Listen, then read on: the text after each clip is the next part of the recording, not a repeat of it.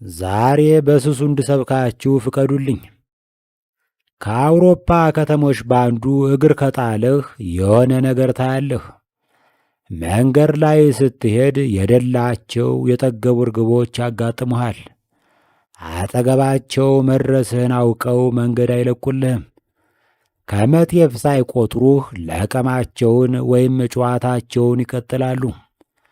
እንዳትረግጣቸው እርምጃህን ቆጥበህ ለመራመድ ትገደዳለህ። ቅድስቲቱ ምድር ላይ ነህ።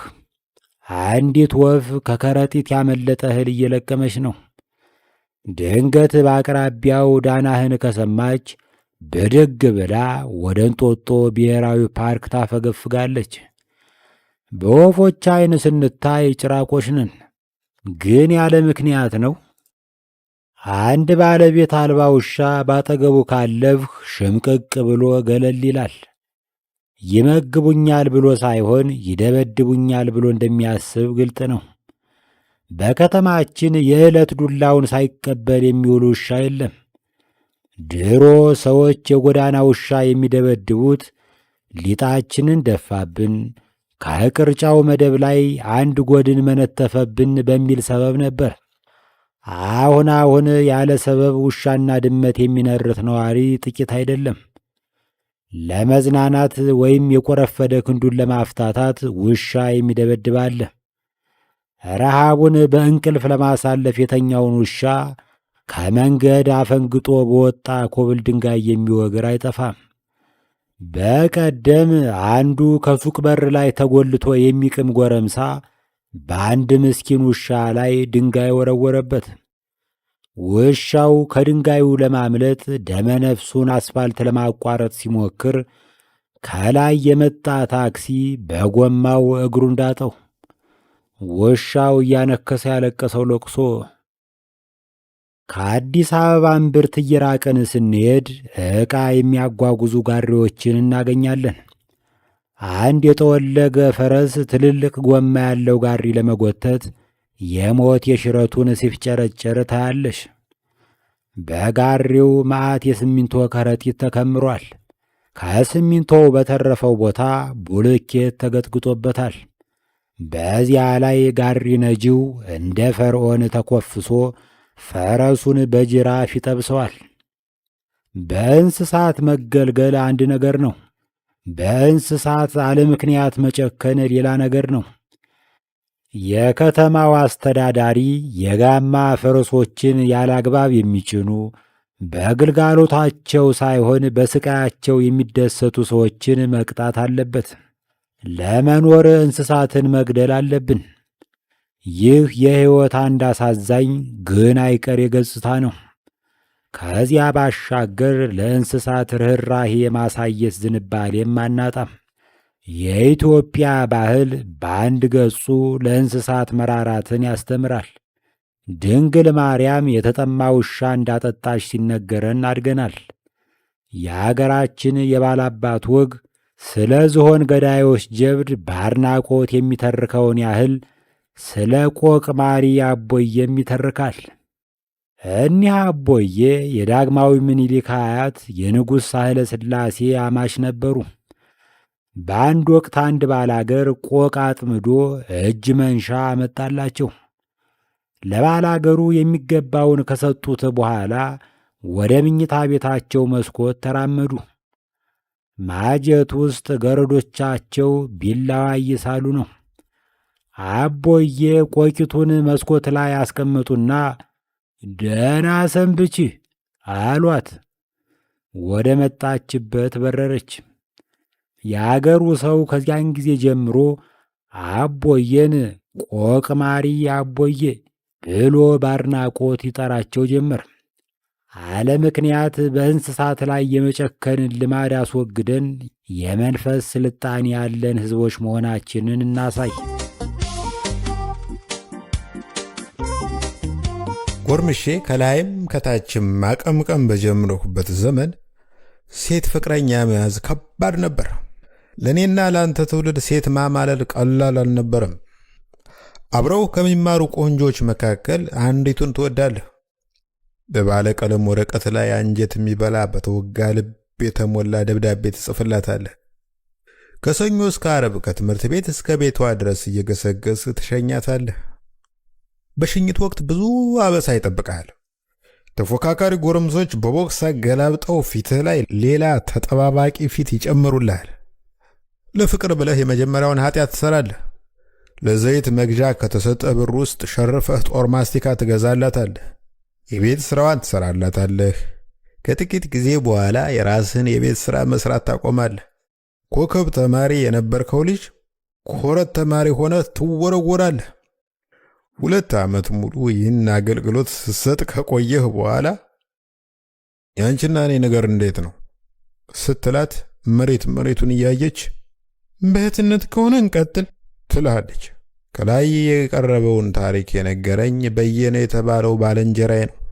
በየነ ፊላዴልፊያ የተባለው ከተማ ውስጥ የሚኖር ዲያስፖራ ሲሆን ላለፉት 42 ዓመታት የወንድ ላጤነት ቀንበር ተሸክሞ ይኖራል። በቃ ፈረንጅ ነው ክፍለ ፈረንጅ ጥበስ አልኩት አንድ ቀን። እሱንስ ቢሆን ያለ ባህሌ ከየት አመጣዋለሁ አለና ተከዘ በየነ። አባቶቻችን ፈረንጅ መግደልን እንጂ ፈረንጅ መጀንጀንን አላወረሱንም። ብቻ አቅሜን ያክል እየሞከርኩ ነው። ፈረንጅ ወይዛዝርትን አስቆሜ ስለ ራሴና ስለ ሀገሬ ትንሽ አጫወታቸውና can I get your address እላቸዋለሁ። አይጨክኑብኝም። ኢሜላቸውን ይሰጡኛል። በኢሜል መጀንጀን በጣም ከባድ የሆነ ነገር ቢሆንም መቼም ተኮራምቶ ተመቀመጥ ይሻላል። ታዲያ ከዕለታት አንድ ቀን ይህ አባባሉ ትዝ ብሎኝ ተከዙ። ተክዤም አልቀረሁ። ቤቴ ገብቼ የሚከተለውን ግጥም ጻፉ። ሊጋባ በየነ እንዳማረው ቀረ እንደ ጀነጀነ ኢሜል ሲለግሱት ስልክ እየለመነ የዛሬ 2 ወር ገደማ ሃይ የሚል መልእክት ስልኩ ውስጥ ገባለት። በጣም ገረመው። ከ4 ወር በፊት ለላከላት ሰላምታ ዛሬ ምላሽ መስጠቷ ነው። መልስ ትሰጠኛለች ብሎ ጠብቆ አያውቅም። ዝነኛ ተዋናይና በተምሳሌትነት የታወቀች ሴት ናት። እንደሱ ላለ ሰው ጊዜ አልነበራትም። ዛሬ ግን ምላሽ ሲያገኝ ገረመው። ግን ብዙ ሊገርመው አይገባም። ቀሳ ወጥታለች። ውሏ ከስልኳ ጋር ነው። ለከረሙ መልእክቶች ሁሉ በጽሞና ምላሽ የምትሰጥበት ጊዜ አላት። እንዴት እንደምወድሽ እኮ የሚል ምላሽ ሰደደላት። አመሰግናለሁ። የህይወት ዘመኔ ፎንቃዬ ነሽ ብልሽ ታምኝኛለሽ? አይ እንግዲህ የሚገርምሽ ከመደወልሽ ከጥቂት ደቂቃዎች በፊት ፕሮፋይል ላይ ያለውን ፎቶሽን እያየው ስመታ ነበር። ምንድን ነው የምትመታው? ከበሮ። ተው እባክህ ቁመናዬን እንሳኝ። ትንሽ ሲያወጉ ከቆዩ በኋላ ያው እንደምታውቂው ሞት ከቦናል። እኔ ከፋም ለማም አብይም እስካሁን ኖሬያለሁ። ከዚህ በኋላ በህይወቴ የምጠይቀው አንድ ነገር ነው። ጡትሽን ፎቶ አንስተሽ ላኪልኝ። የላከውን አይታ ከድፍረት ቆጥራ ብሽቅ ብላ ብሎክ ታደርገኛለች ብሎ ጠብቆ ነበር። ምን ይጠቅምካል የሚል መልስ ላከችለት። ለመጨረሻ ጊዜ ደስ ብሎ ይልሙት።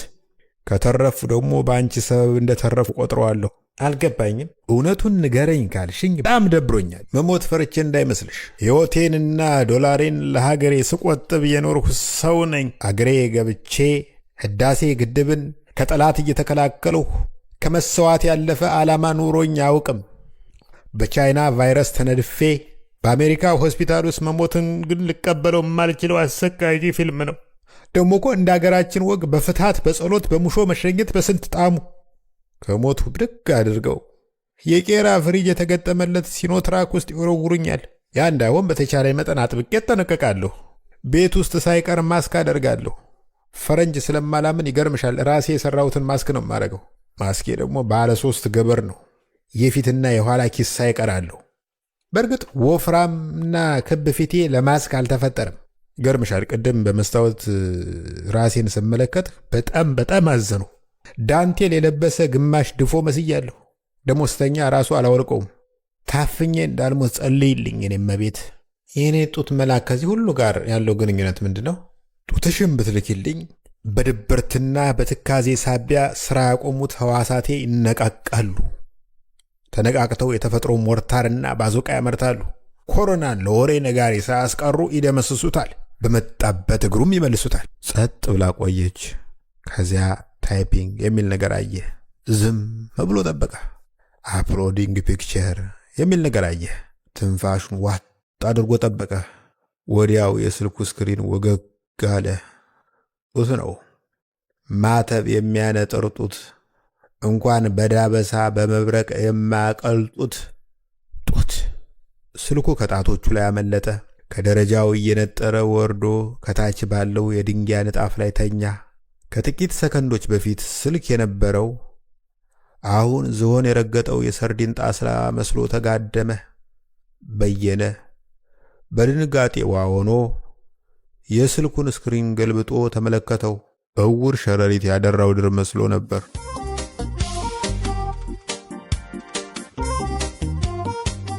ከጥቂት ዓመታት በፊት ዱባይ ላይ በተደረገ የዓለም አቀፍ የሥነ ጽሑፍ ፌስቲቫል ላይ አንድ ግጥም አነበብኩ። የዱባዩ ልዑል በግጥሜ እጅግ ስለተደመሙ አልሩሚ የተባለ መርከብ ብድግ አድርገው ሸለሙኝ። ችግሩ መርከቡ ከዱባይ ተነስቶ ቀበና እንዴት ይደርሳል የሚለው ነበር። ሲጀመር የባህር በር ስለሌለን በባህር መስኮት በኩል እንደምንም እንዲገባ ተደረገ። ከዚያ ጣናነሽ በተጓጓዘችበት መኪና ተጭኖ ሲመጣ ከተራራ ጋር ሲጋጭ፣ ከዛፍ ጋር ሲላተም፣ ከመብራት ምሰሶ ጋር ሲኮራኮም፣ በየአቅጣጫው ተሸራርፎ ተቦዳድሶ ቀበና ሲደርስ ባጃጅ ሆኖ ቁጭ አለ። እኔም ባለው መጽናናት ነው ብዬ በማንጎራጎር ውስጡ ገብቼ ፎቶ ተነሳሁ። አሁን ያንን ፎቶ ሰርስረው በማውጣት አጋርተው የመኪና እናዋጣለት የሚሉ ሰዎች ተነስተዋል። ያሳዝናል። እኔ ግን ከእርግማን በኋላ 6 እግሩን እንደተነጠቀው አጅሬ በደረቴ እሳባታለሁ እንጂ የመዋጮ መኪና አልቀበልም።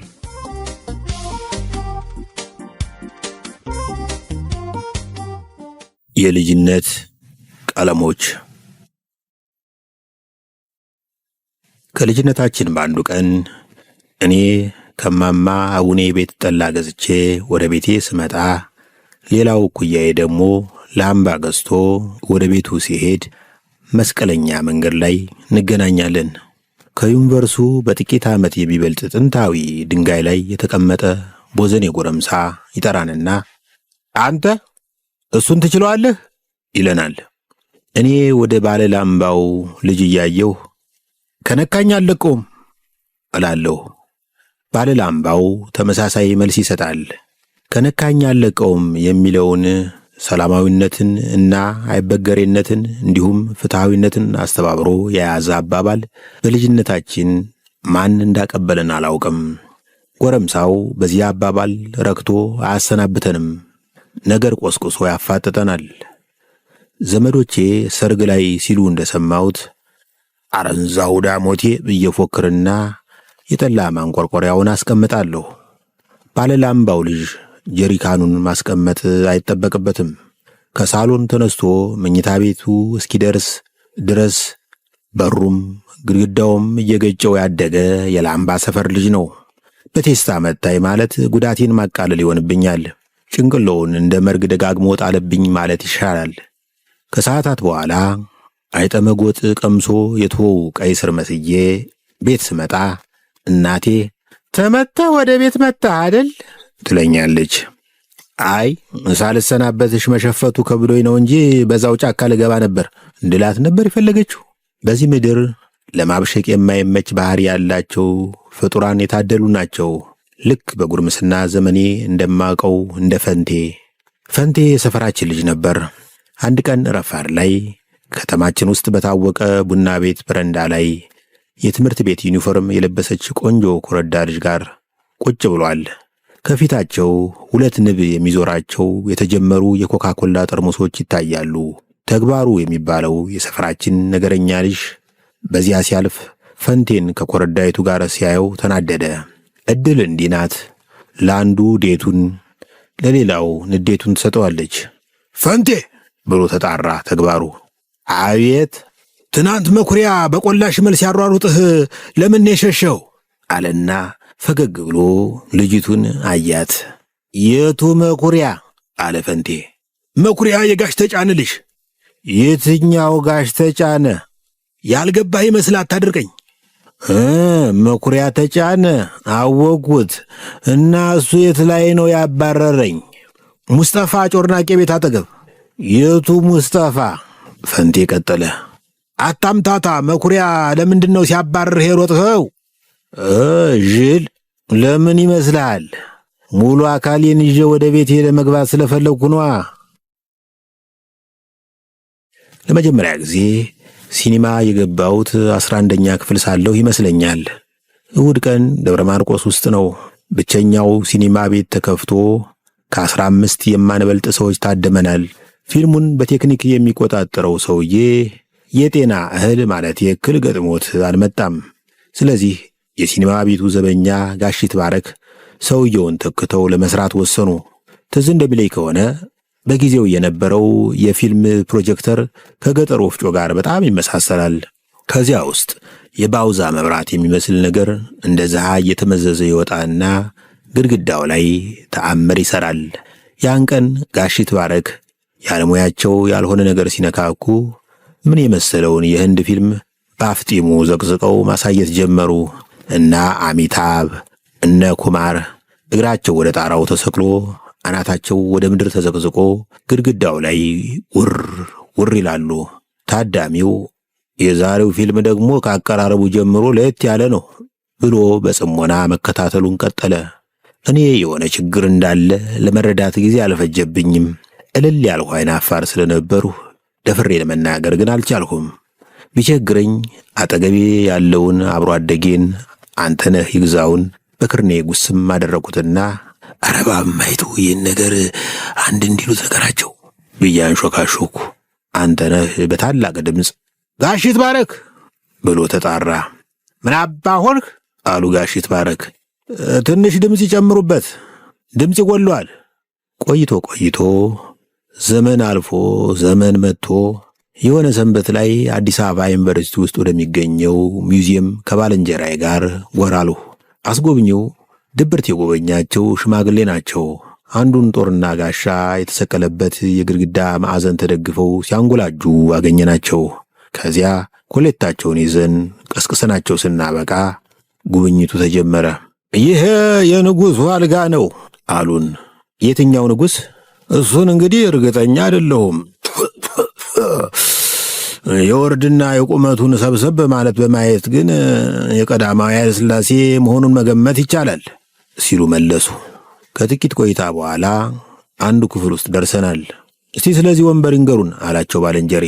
ይሄ ወንበርማ እንግዲህ እንደምታዩት 4 እግር አለው። ሙሉ በሙሉ ከንጹህ ቀርከሃ የተሰራ ነው።